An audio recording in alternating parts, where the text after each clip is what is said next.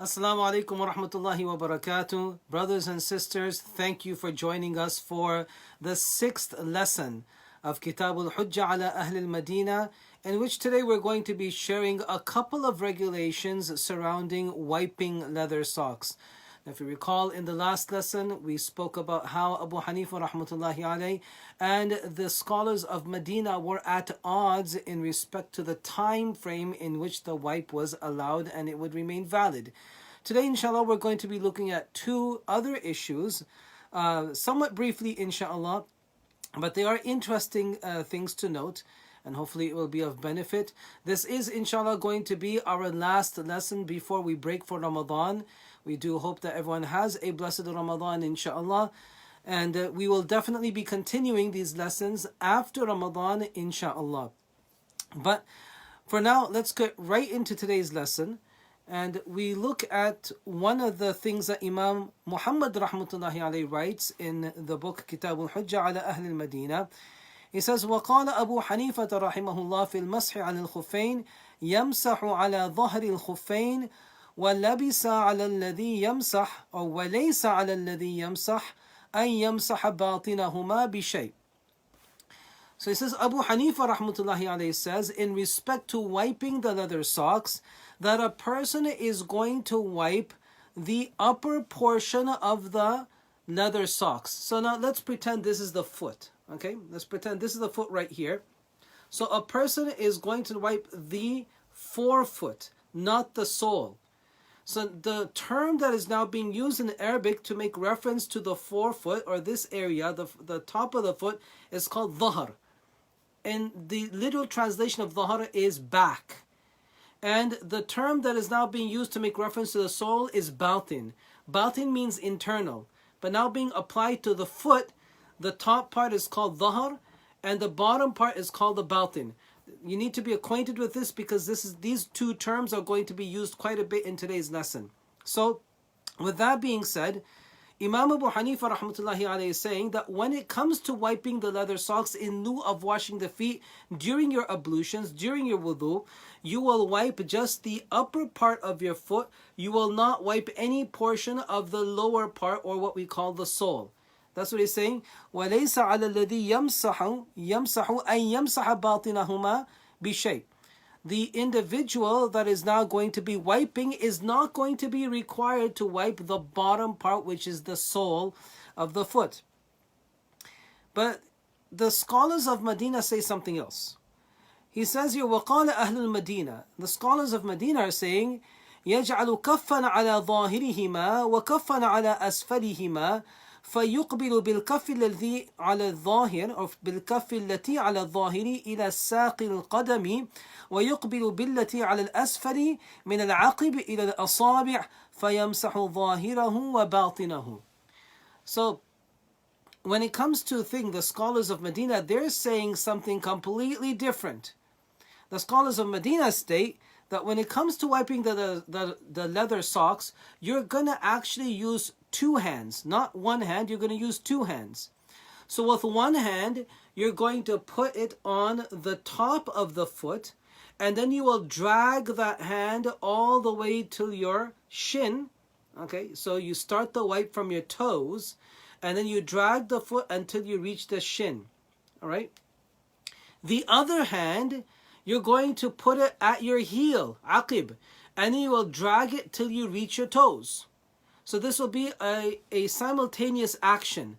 One hand is dragging itself all the way from the toes to the shin, and the other hand is going to be dragging itself from the heel to the toes. This is the fatwa of the scholars of Medina in respect to wiping the socks. So as I said, according to Abu Hanifa rahmatullahi alayhi, you only have to wipe the top part of your foot. The scholars of Medina are saying, no, you got to actually wipe the top and the bottom. Right? So Imam Muhammad bin Hassan rahmatullahi alayhi contests this. وقال محمد بن الحسن وكيف قال هذا أهل المدينة. Imam Muhammad rahmatullahi is actually going ahead and expressing some frustration over this. And it's like, how have the Medina scholars said this? Like, where did they get this from? That you're going to wipe the top and you're going to wipe the bottom. Where did they get that from? فما نعلم أحدا يبصر شيئا يتكلم بمثل هذا. We don't know of anyone that has the slightest bit of sight in anything that has made a comment of this nature. Because if we're going to look back, if we want to trace this fatwa back to a source, we can't find any such source that is dictating this, that when you're going to wipe your leather socks, wipe the top and wipe the bottom of your foot. We haven't come across anything of this nature. فَقَدْ جَاءَ الْحَدِيثُ الْمَعْرُوفُ. There's a very famous narration عن عمر بن الخطاب رضي الله عنه, in which Umar ibn al-Khattab رضي الله عنه was saying, قال لو كان الدين بالرأي لكان مسح باطن الخفين أولى من ظاهرهما وهذا منه إنكار لمسح أسفلهما. So he's saying that Umar ibn al-Khattab رضي الله عنه said that if religion was based on opinion, if religion was based on personal opinion, meaning the deen of Islam, if it was based on personal opinion, then wiping the sole of the leather sock would be more preferable than wiping the upper portion of the leather sock. And why is that? Because it's the lower portion that's getting dirty. You're walking on it. You're not walking on the top of your foot. You're walking on the bottom of your foot. So it only makes sense that when you're going to do your ablutions and you want to wipe them in lieu of washing your feet, you wipe the bottom, not the top. So this would make more sense. But Umar ibn al-Khattab radiallahu anhu is trying to tell us that deen is not based on personal sentiments and opinions and viewpoints. It's actually based on revelation. And whatever is going to come from revelation, whatever dictation is from revelation, that's what we follow. So Imam Muhammad rahmatullahi alayhi is taking the statement of Umar ibn al-Khattab radiallahu an, and is saying that this statement in itself is an expression of disapproval from Umar ibn al-Khattab radiallahu an on wiping the sole of the leather socks when doing the wipe in your ablutions. So therefore he's saying that this is a narration that's well known. The scholars of Medina know this, the scholars of Kufa know this. So where are you tracing this fatwa back to? Or what are you tracing it back to? That's the big question Imam Muhammad rahmatullahi is now posing to the scholars of Medina. So their answer to this is وَقَالَ أَهْلُ الْمَدِينَةِ قَدْ قَالَ هَذَا ابْنُ شِهَابٍ. They say, well, this is a fatwa issued by Ibn Shihab az-Zuhri. Now, if you remember, I have made reference to Ibn Shihab Zuhri in one of my previous videos. He's the individual that was now deputed by Umar ibn Abdul Aziz, rahimahullah, who's known as the second Umar. Okay, he was deputed by him to start compiling narrations. So you see his name referenced a lot when it comes to hadith literature. His name is found in a lot of asanid, a lot of transmission chains. And he's known as a scholar of great caliber. He's a contemporary to Abu Hanifa rahmatullahi alayhi. He's a contemporary to Imam Malik rahmatullahi alayhi. So the scholars of Medina are saying this fatwa is issued by Ibn Shihab Zuhri. It's also important to note that Ibn Shihab Zuhri is the ustad of both Imam Malik and Abu Hanifa rahmatullahi alayhi. So they're saying this fatwa actually comes from Ibn Shihab Zuhri rahimahullah. Imam Muhammad rahmatullahi then says, okay, that's fine. Okay, he's given this fatwa, but أَفَيَأْثَرُ عَنْ غَيْرِهِ أَمْ رَأْيٌ رَآهُ. Has he recorded this from another source, or is this just an opinion that he has expressed? Like, where did he get this fatwa from? Okay, we understand. You are saying this is the fatwa of the ustad of Imam Malik rahmatullahi alayhi, Ibn Shihab Zuhri. Fine. Okay, we have no issues with this. But where did he get it from? Okay, this viewpoint. قالوا لا نعلم. They say, we don't know. إنه لا نعلم أنه آثره عن أحد. We don't know of him tracing this back to anyone. So قيل لهم قد أخبرنا فقيهكم. Well, before we actually continue, it's strange that you adopt the fatwa of Ibn Shihab Zuhri, rahimahullah, knowing or not knowing where he got that fatwa from, when the faqih of Madinatul Munawwara, Malik bin Anas, rahimahullah, has reported this narration to us, which we're going to share to you, or share with you. He says that أخبرنا فقيهكم, your faqih, your scholar, Malik bin Anas, rahimahullah, has reported from Hisham ibn Urwa, who reported from his father, Urwa bin Zubair. Now, for those of us who are not acquainted with this, Urwa bin Zubair is the nephew of Aisha radiallahu anha. Okay, so Urwa bin Zubair, basically Urwa is the son of Asma radiallahu anha, the sister of Aisha radiallahu anha. So this is the nephew. Okay, Urwa is the nephew of Aisha radiallahu anha. So Hisham ibn Urwa, he's also a scholar of great caliber. So Urwa bin Zubair, he's basically a student of Aisha radiallahu anha. He basically serves as the ustad to Hisham, his own son, and great scholarship has come out from that line. So they're now talking about this. Imam Malik rahmatullahi alayh is now making reference to Urwa bin Zubair radiallahu an or rahimahullah. He says that يمسح على الخفين وكان يمسح على ظاهرهما ولا يمسح على باطنهما. When you look at Urwa bin Zubair, who's considered one of the foremost scholars of the Tabi'un generation, who exceeds Ibn Shihab al-Zuhri, rahimahullah, he's saying that when he would wipe his leather socks, he would only wipe the top and never touch the bottom. He wouldn't wipe the bottom. Okay, and this is being reported by who? Malik bin Anas, rahimahullah. And he says, what else he would do? فَيَنْزِعُ الْعِمَامَةَ فَيَمْسَحُ بِرَأْسِهِ. So he would also take off his turban, and he would also wipe his head. So he would not wipe the turban during the wudu. He would wipe his head by removing the turban. And وَهَذَا قَوْلُ عُرْوَةَ بْنِ الزُّبَيْرِ. And this is the statement and the viewpoint of Urwa bin Zubair. وَقَدْ كَانَ أَفْقَهَ وَأَعْلَمَ بِالرِّوَايَةِ وَالسُّنَّةِ مِنْ ibn Shihab. And he knows fiqh and the sunnah of Rasulullah sallallahu alayhi wasallam better than Ibn Shihab Zuhri. So you have Ibn Shihab Zuhri, who comes one generation later or two. Okay, he's in the next generation of scholars. He's giving you this fatwa where he's not referencing it to any tabi'i or sahabi or the Prophet sallallahu alaihi wasallam. And above him we have Urwa bin Zubair, who Imam Malik rahmatullahi is reporting about, and we see his practice, knowing that he's well connected with the sunnah, that he's only going ahead and wiping his sock from the upper portion or on the upper portion, not the bottom portion. Okay, so here's a reference from the Tabi'un. We've given you a reference from the Sahaba, Umar ibn Khattab radiallahu an. We're giving you a reference from Urwa bin Zubair, a Tabi'i. Okay, and now let's take this next level. Let's take it right back to Rasulullah sallallahu alayhi wa sallam. What was he doing? All right, so it says, فَكَيْفَ تَرَكَ هَذَا مَالِكُ بْنُ أَنَسٍ. How is it that Malik bin Anas rahmatullahi alayhi has left this practice? And he then goes upon, and him along with others, okay, وَهُمُ الَّذِينَ رَوَوْهُ, they're the people actually reporting this. This is not our personal report. This is Malik bin Anas reporting this. So he reported the incident, and then he's not following the incident. That is something that we're finding a bit tough to come to terms with. And he says, وَعَزَوْا إِلَىٰ رَأْيِ ibn Shihab Zuhri.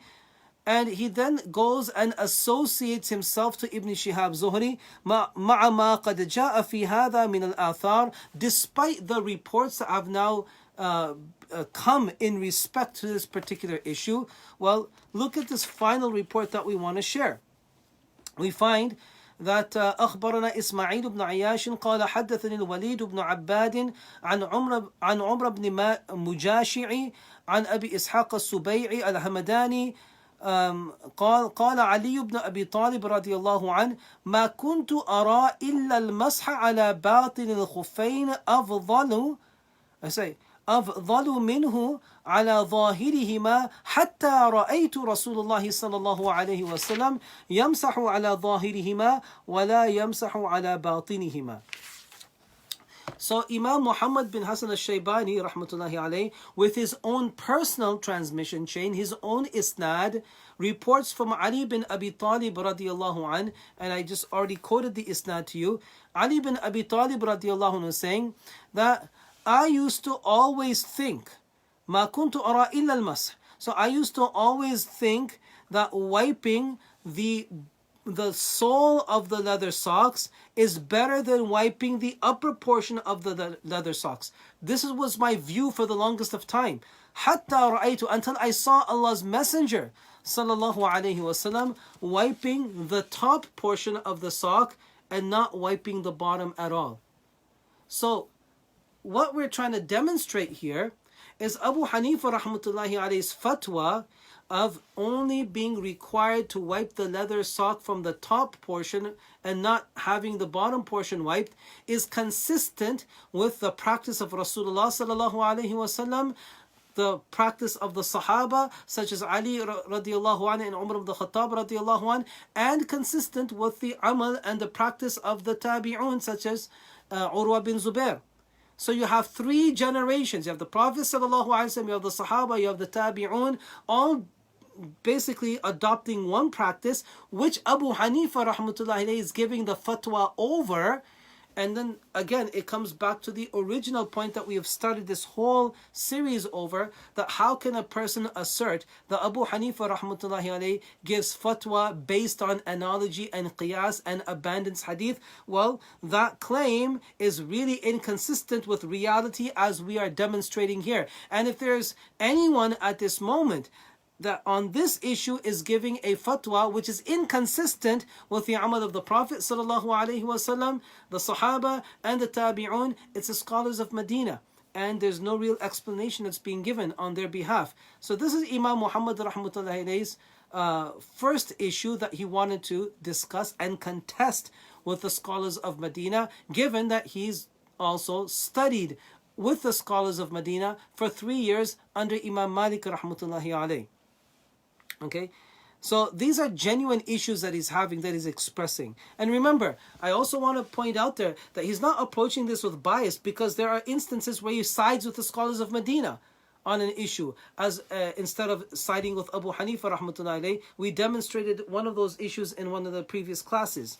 Right? So he's trying to be fair here. And everything is based, this whole discussion is based on hadith. It's based on athar. It's based on the practice of the Prophet ﷺ, the Sahaba and the Tabi'un. That's what this fiqh is all based on. And we're seeing this is like Imam Muhammad rahmatullahi is the foundation of the Hanafi madhab. Okay, he's the foundation. Him and Abu Yusuf rahimahullah. They're the ones that carry the teachings of their Ustad Imam Abu Hanifa rahmatullahi to the entire world as we know it today. And look how they're dealing with fiqh. It's hadith based. Okay, it's not qiyas based, as people like to now position the Hanafi madhab to be outside of that circle. So that's issue number one that we wanted to discuss. Issue number two, and this will be the final issue for the day. We find Abu Hanifa rahmatullahi saying, في رجل غسل قدميه ثم لبس خفيه فلم يحدث حتى استأنف بقية الوضوء إن ذلك يجزئه فإن أحدث بعد ذلك توضأ ومسح على الخفين لأنه حين غسل رجليه ثم لم يحدث حتى توضأ بقية الوضوء فقد صار طاهرا. So this is a fatwa of Abu Hanifa rahmatullahi, which again Imam Muhammad rahmatullahi alayhi is recording. He says, Abu Hanifa rahmatullahi says, in respect to a person who washed his 2 feet, put his leather socks on, he did not break his wudu. فَلَمْ يُحْدِث. He didn't do anything that would typically break your wudu, such as going to the washroom or passing gas or anything of that nature. Nothing of that nature has happened. All he's done, he washed his feet, put on his leather socks, hasn't done anything that would break your wudu, and then he went ahead and started conducting the remainder of the wudu, which would now be to rinse your mouth, rinse out your nose, wash your face, arms, wipe your head. He did all of that stuff. Okay, now the question is is this wudu going to suffice? So remember, he basically reversed the sequence. Instead of beginning the ablutions with rinsing your mouth, he rather began the ablutions with washing the feet and putting the leather socks on, and then going to the beginning and completing whatever was outstanding in its proper sequence. Abu Hanifa rahmatullahi says, technically this wudu counts. Technically, there's nothing wrong with this. Although it is not consistent with the sunnah of Rasulullah sallallahu alaihi wasallam, will the wudu technically be done? And the answer is yes. Wudu is done, technically speaking. Although not in the preferred method, but it's done. Okay?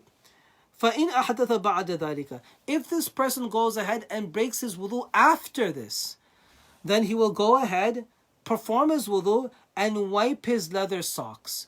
He's not going to be required to wash his feet. It's sufficient because that wudu counted as a whole. Now, this next instance in which he's going to perform wudu, he's not going to be required to take his leather socks off, wash his feet, and put it back on. Wiping the leather socks in the second wudu is going to be fine. It's sufficient. It's not something that he needs to be concerned over. And why is that? It's because that when he put the leather socks on, he put it on after washing his feet. He did not do anything that would break the wudu, and then he completed his wudu. This will render this person ritually pure. فَقَدْ صَارَ طَاهِرًا. It renders this person ritually pure. So this is the issue that Abu Hanifa rahmatullahi alayhi is speaking about, and that's the fatwa.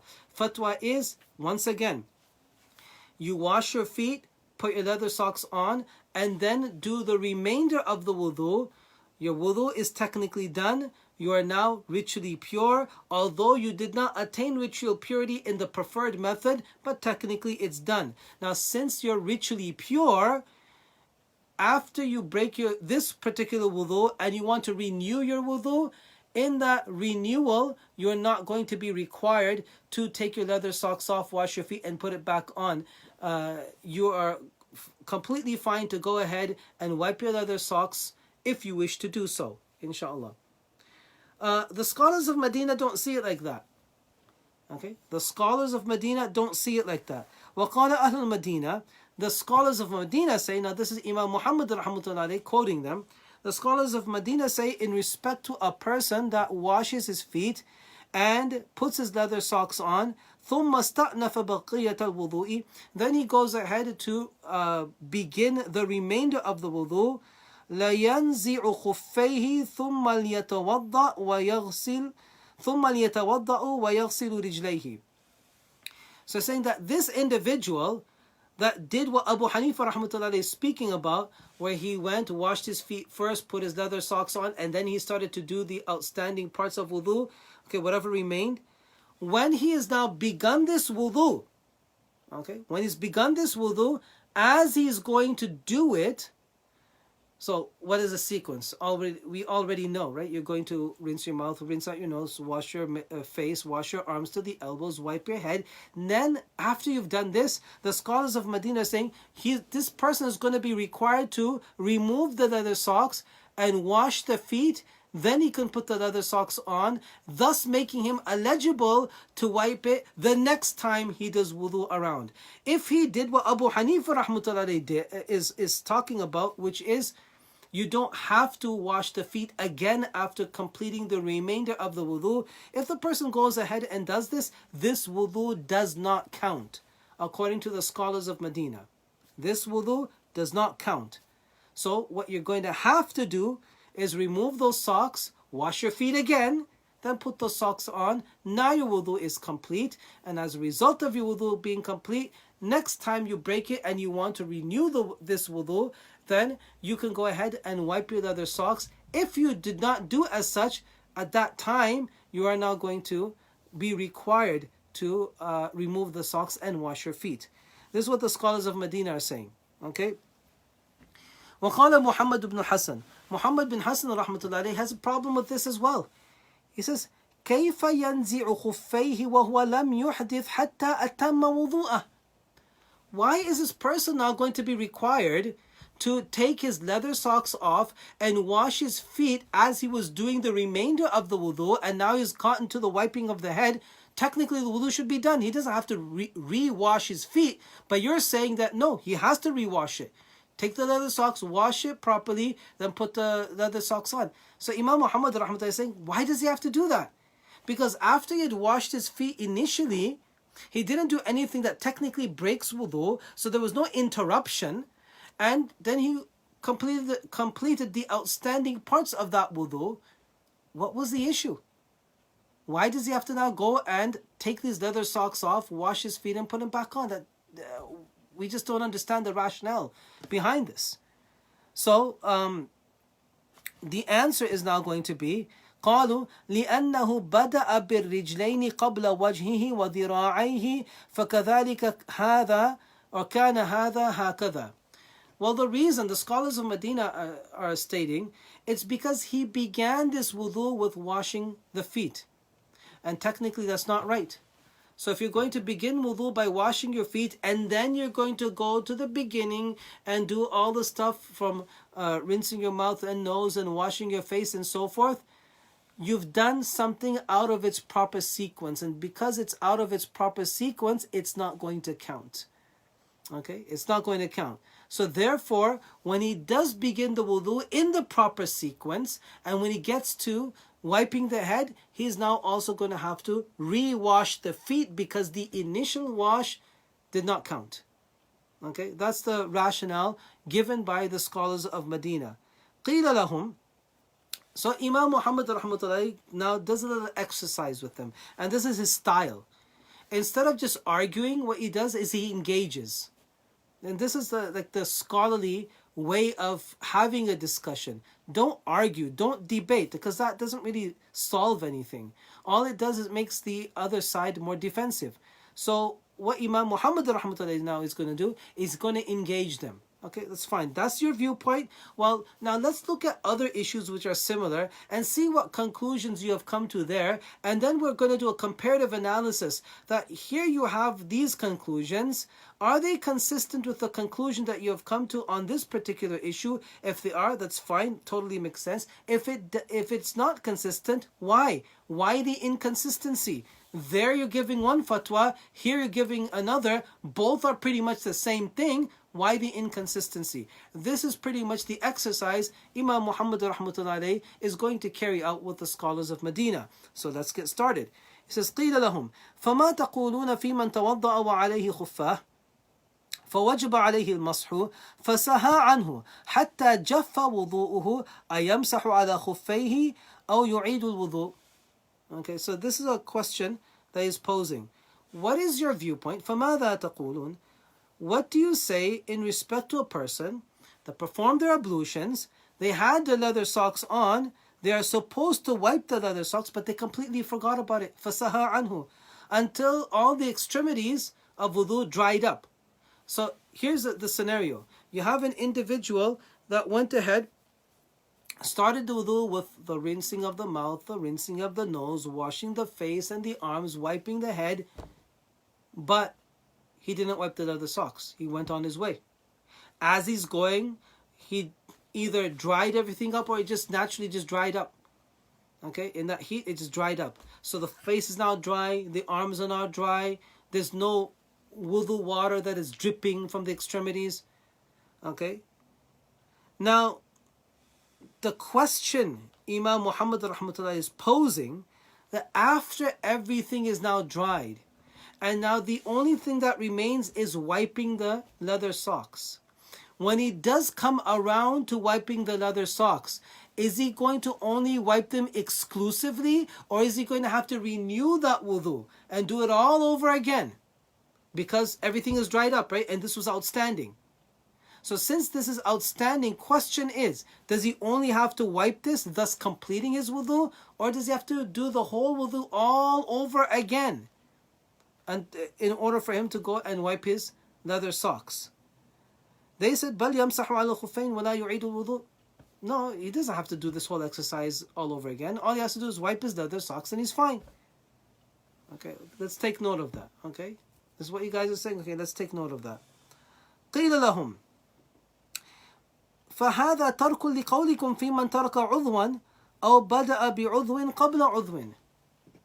Well, if that is the fatwa that you're giving here, this is pretty much now you abandoning your own fatwa in respect to a person that left out a body part, an extremity, or began with one extremity before another in its proper sequence. And what he's trying to say here is that the scholars of Medina have given a fatwa elsewhere that if you basically do wudu but you left one extremity out, or you left one body part out. So say for example, I went ahead and did my wudu, I washed everything, wiped everything, but I forgot to wash the left arm, for example. Okay? And basically what happens, everything dried up, and then I remembered, oh, this is outstanding. According to the scholars of Medina, I am going to be required to redo my entire wudu. Excuse me. I'm going to be required to redo my entire wudu because I left this one arm out. And if I was to now reverse the sequence, if I did something out of its proper place, so for example, I went ahead and started the wudu with wiping my head, then I washed my arms, then I washed my face. I basically reversed the order. According to the scholars of Medina, this wudu doesn't count because it's done out of its proper sequence.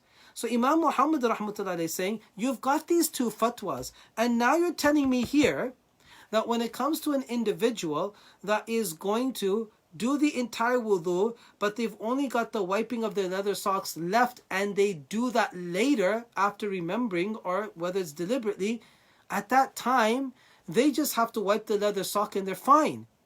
So this is inconsistent with these two fatwas. If it was all right for him after everything is dried up and now he's remembered he's got to wipe his feet and he does so, and that will complete the wudu, then why does that not work for the example where we gave of a person just leaving out the left arm? He should just be able to just wipe or wash the left arm and he should be good to go, instead of having to redo the entire wudu. What's the difference between this and that? Leaving out the arm and leaving out the wiping of the leather sock. What's the difference? Why the inconsistency? Now remember, Imam Muhammad is building up to something. Okay, he's building up to something. Alright? Then he also says, going forward, قالوا لأن هذا فعل ابن عمر رضي الله عنهما حين بال بالسوق فتوضأ وأخر المسح على الخفين ولما دعي ليصلي على الجنازة مسح على الخفين وعلى خفيه ثم صلى ولم يستأنف الوضوء. Well, the scholars of Medina, they come back. They said, okay, hey, let's calm down. Okay, it's not really the way you see it. The reason why these fatwas are inconsistent, as you are seeing them to be inconsistent, is because this fatwa that we have given regarding the wiping of the feet being delayed is actually traced back to Abdullah bin Umar radiallahu anhuma. We learned this from his own actions, because what we have here is a hadith or an athar where Abdullah bin Umar radiallahu anhuma went to the marketplace. He found a place to relieve himself, which he did so. After he performed his wudu, but he did not wipe his leather socks, and he was wearing leather socks at that time. He didn't wipe them. He delayed it. And then he was called to conduct Salatul Janazah. A janazah had come, they needed an imam, they called Abdullah ibn Umar radiallahu anhu, please come here and lead this janazah. Now remember, what did he do? He did the entire wudu, but his feet were outstanding. He didn't wipe it as yet. So what did he do? At that time, he just wiped his leather socks with a wet hand and went ahead and led Salatul Janazah. Okay? So from his actions, we are seeing that he didn't renew the entire wudu. All he did is covered what was outstanding and started the ritual, which in this case was leading Salatul Janazah. So because we have a report that Abdullah bin Umar radiallahu anhu has done this, we have given a fatwa in accordance to this. This is what the scholars of Medina are stating. Imam Muhammad rahmatullahi says, if that's the case, فَهَذَا الْحَدِيثُ حُجَّةٌ عَلَيْكُمْ. If that is the case, then this report is actually evidence against you. It's not for you. This actually works against you. Okay? It's not really supporting your viewpoint. And how so? He says, Al-masu al-khuffayn alaysa yujzi'u an ghusli rijlayn. So he's saying that, let's continue this exercise. When it comes to wiping the leather socks, do they not suffice from washing the 2 feet? Okay, like if you're going and you're going to wipe the leather socks, are you going to be required to wash the feet, or is that sufficient? He said, Bala, of course, so wiping the leather socks is sufficient. You're not going to be required to wash your feet. He says, أَفَلَيْسَ قَدْ صَارَ كَغَسْلِ رِجْلَيْنِ. So now wiping the leather socks, aren't they like washing feet now? Because they're being done in lieu, right? So understand the argument Imam Muhammad rahmatullah is about to pose here. He's saying that, okay, let's look at this one point. Wiping leather socks in lieu of washing the feet, do they not suffice for washing the feet? The answer is yes, yeah. So if they suffice, are they not equivalent to washing the feet? And the scholars of Medina say, yes, it's the equivalent. It's the same. Whether you wash your feet or whether you wipe your leather socks in lieu of washing the feet, they're both the same. They hold the same status. Oh, they hold the same status. So if that is the case, then how is it? How is it now that when the person is going to wash his feet to the extent that حتى يجف وضوءه استقبل الوضوء وإذا نسي أن يمسح على الخفين حتى يجف وضوءه لم يعد. So how is it that if a person goes ahead, washes their feet, okay, the person goes ahead, washes their feet, all right, غسل رجليه until they become dry, استقبل الوضوء. Now this individual is going to be required, according to you, the scholars of Medina, if this person goes ahead, washes the feet, and then they dry, and then he wants to do his wudu, he's going to have to do the entire wudu, including the washing of the feet, all over. Like, obviously he's going to have to do the entire wudu until washing the feet, but the washing of the feet has to be renewed. This is one stance that you're putting forth. But then, when it comes to the other order, okay, he goes ahead, washes everything, but leaves the wiping of the feet out, which is equivalent to washing the feet. He can just simply go and wipe it, and that will be okay. This is completely inconsistent. It doesn't make any sense. Right? That in one area, washing something exclusively, which is one of the extremities of wudu, is not going to work. When it comes to doing the remainder of the wudu, you're going to have to wash it all over again. But when it comes to now doing everything, with the exception of wiping the feet, which is equivalent to washing the feet, just doing that one thing is going to suffice and you don't have to renew. Like, this makes absolutely no sense. There's no consistency here. All right? So this is why he's saying that the amal of Abdullah bin Umar radiallahu anhu is actually working against you. It doesn't work for you. All right, so he's saying that if you were to ask that, why is this? They said, well, this is because of the source of Abdullah bin Umar radiallahu anhu. They said, listen, Imam Muhammad rahmatullah says, listen, qiyas, what you guys are essentially doing is you're exercising analogy. Essentially what you're doing is you're exercising qiyas. That's what you're doing. All right? And he says, the rule for qiyas is this. فَإِنَّمَا يُقَاسُ مَا لَمْ يَأْتِ فِيهِ أَثْرٌ عَلَى مَا جَاءَتْ فِيهِ الْآثَارِ.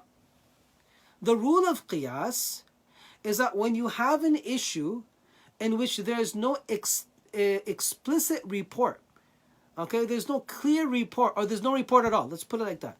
You have an issue which you have no report for. What do you do in that issue? You're now going to draw an analogy based on a report of something similar. And whatever the ruling is of that similar issue, you will import that here and solve this issue at hand. And that's pretty much the case here. Now, what is the issue? The issue is this, that if you are now going to do 3/4 of your wudu, okay, or 90% of your wudu, 10% is left. All right, 10% is left. Your qiyas right now that you're concluding to is that this wudu is incomplete. All right? That's the conclusion that you're coming to. That this wudu is incomplete, and therefore you're going to have to renew this wudu all over again. When you also have this athar of Abdullah bin Umar radiallahu anhu, which you should be benchmarking, And you see that here he's done the entire wudu, 90%, only 10% was left, which was wiping the feet, which he delayed. And when it came to doing it, he only wiped his feet rather than renewing the wudu, doing it all over again. He just wiped his feet and he was ready to lead the prayer. That's what he did. So what is supposed to go on in qiyas is that you look at that issue and then you import the ruling in all of wudu. Okay, so at any time, what the conclusion should be is that any time you've done majority of the wudu or even one part of the wudu and there's been no disturbance in between of any of the factors of breaking wudu being exercised or basically being carried out, and then you go on to complete the remainder of the wudu, the entire wudu should be valid. There should be no issue here. Okay, and that is all that should be concluded based on what you've seen from the action of Abdullah bin Umar radiallahu anhuma in this one incident. That's how qiyas works. Okay, qiyas is all about solving an issue in which there is no report based on another issue in which there is a report and it's similar. Import that ruling and apply it here. That's how qiyas is supposed to be done. That's what Imam Muhammad rahmatullahi alayhi is demonstrating this and basically now going ahead and arguing this. And he's saying that, and the thing is that these reports that we're making reference to, you guys have reported them. It's not like we are educating you on those reports. You guys are the ones that are reporting these things. Of Abdullah bin Umar radiallahu anhuma, of Hisham ibn Urwa and Urwa bin Zubair. You've reported all of this. So this is not new information that we are now acquainting you with. So this is basically Imam Muhammad rahmatullah's argument against the scholars of Medina. And at the end what we're seeing is the conclusion of Abu Hanifa rahmatullahi alayhi on these two issues that we have just discussed today. Issue number one is about wiping the top and not the bottom of the sock. And issue number two is that if you're going to go ahead and wash your feet, then put the leather socks on and then do the remainder of the wudu, that's completely fine. You are technically now going to be ritually pure, and therefore you can go ahead and wipe the leather socks next time you go ahead and do your wudu. These two fatwas are consistent with the amal of the Sahaba, especially this last one, and the first one is consistent with the amal of Rasulullah sallallahu alaihi wasallam, along with the amal of the Tabi'un and the scholars of Medina. Their conclusions are not showing to be consistent, right? As the way Imam Muhammad rahmatullahi is sharing the information, and therefore we come to the conclusion that Abu Hanifa rahmatullahi does not run away from hadith. He embraces it, he gives fatwas according to it, and he acts upon it. That's what Hanafi fiqh is all about. So hopefully this has been of benefit, inshallah. Remember, we are citing sources that predate Bukhari, Muslim, and so forth. Imam Muhammad rahmatullahi comes a whole generation before those scholars. So therefore, whatever he's sharing is his own asanid, his own transmission chain to the sources. And as we are seeing, based on their own transmission chains, they're sourcing everything back to the Prophet sallallahu alaihi wasallam and the Sahaba radiallahu anhum ajma'in. So once again, hopefully this is now given more clarity on this issue. We've got greater insight as to how the fiqh of the Hanafi madhab it works. And inshallah, we are going to conclude today's lesson. As I was saying in the beginning of today's lesson, today inshallah is going to be the final lesson before Ramadan. Next week is Ramadan, so obviously at this time we're not going to be conducting any lessons. We'll be getting ready for the Taraweeh prayer. But be sure that after Ramadan, inshallah, we will definitely resume these classes. The plan is to basically go through the entire 4 volumes of Kitāb al Hujjat ala Ahl al Madīnah. So we'll be around for a while, inshallah. We're going to be here for quite a while, for many years to come, inshallah, and hopefully a lot of benefit will be attained through the works of Imam Muhammad bin Hassan al-Shaybani. We do request your du'as in this blessed month of Ramadan that is coming up, inshallah. Please make dua for us, our family. We will do the same for you, and hopefully this Ramadan is going to be fruitful. It's going to be of benefit to every single person, And we also make dua that Allah subhanahu wa ta'ala gives us the ability to take full advantage of the time that we have in Ramadan to build a healthier relationship with Him and build a bigger Jannah for ourselves. Jazakallah khair. Until next time, Assalamu alaikum wa rahmatullahi wa barakatuh.